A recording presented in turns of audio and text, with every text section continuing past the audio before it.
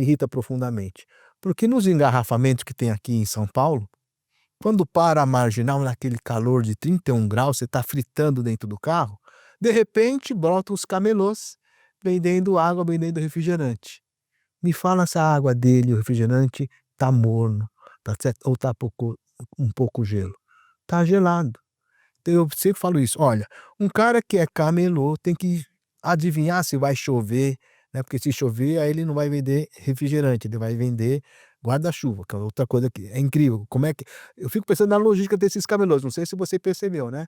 Quando chove, de repente, o cara aparece com um monte de guarda-chuva nos faróis vendendo, fala: "Mas esse cara saiu de manhã? Mas se não tiver chovendo? Se não tiver chovendo, ele vai aparecer com fruta", então eu ainda vou descobrir como é que é essa cadeia de abastecimento dele. E aí ele aparece com bebidas geladas, né. Eles vendem amendoinzinho, aquele pacotinho que é um conezinho, isso quando é final da tarde, eu acho graça porque eu falo: "Ele vende amendoim quentinho, não é aquele amendoim já amanhecido". Inclusive alguns botam até lá um carvãozinho no meio de uma lata e fica andando no meio dos carros. Falo: "O cara é um camelô, tá na rua, tá certo, e conseguiu montar um negócio para te vender no trânsito às 6 horas da tarde amendoim quentinho", tá certo. O varejo, e aí o varejo físico, o espírito empreendedor é muito bonito da gente ver, que propicia essas oportunidades, né. De você enxergar movimento, fluxo, o varejo precisa de fluxo, movimento, fluxo e pensar: "O que essa pessoa precisa? Como eu posso vender, melhorar a vida?", porque no final das contas, por isso que eu falo que eu sou tão apaixonado por varejo, o varejo a gente está dizendo de melhorar a vida das pessoas, né. A gente quando, prospera, né, a gente tenta melhorar o nosso consumo, melhorar o nosso padrão. E eu acho isso bacana, eu acho isso mérito, eu acho isso merecimento.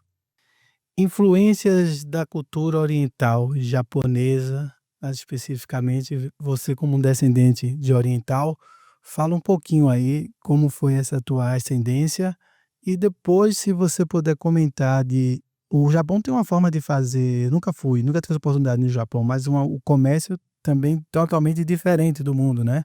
São megas lojas lá, né, você constrói um prédio de uma marca só, né, que eu estou sabendo de uma pessoa que foi em Tóquio recentemente.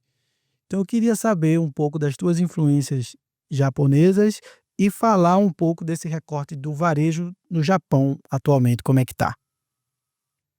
Eh, eu sou neto de japoneses, né, e eu tive uma adolescência, talvez, um início da vida adulta muito conflituosa, né, porque eu não me adaptava muito à cultura japonesa. Eu sempre brinco que apesar do olhinho puxado, eu sou sociólogo. Minha primeira formação é em sociologia, depois eu fiz pós-graduação em economia e meu pai queria que eu fosse de exatas, queria que eu fosse engenheiro, matemático, físico. Eu tinha professores, imagina, professores do colegial que queriam que eu fosse físico, né.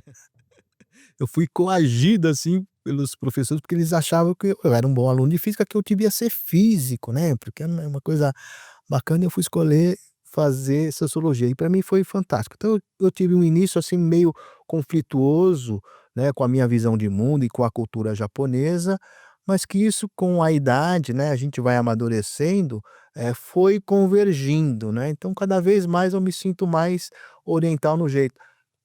Quando a gente estava na praia, se talvez eu fosse ainda mais atabalhoado, né, hoje eu sou mais zen. Tem gente até que fala que eu pareço com aquele, senhor Miyagi do Karate Kid por causa da barba. Mas hoje eu sou mais zen no sentido de, entender um pouco dos excessos talvez, de ter alguma coisa um pouco mais tranquila. Então hoje eu acho que eu estou convergindo para o meu DNA, para as minhas raízes, orientais.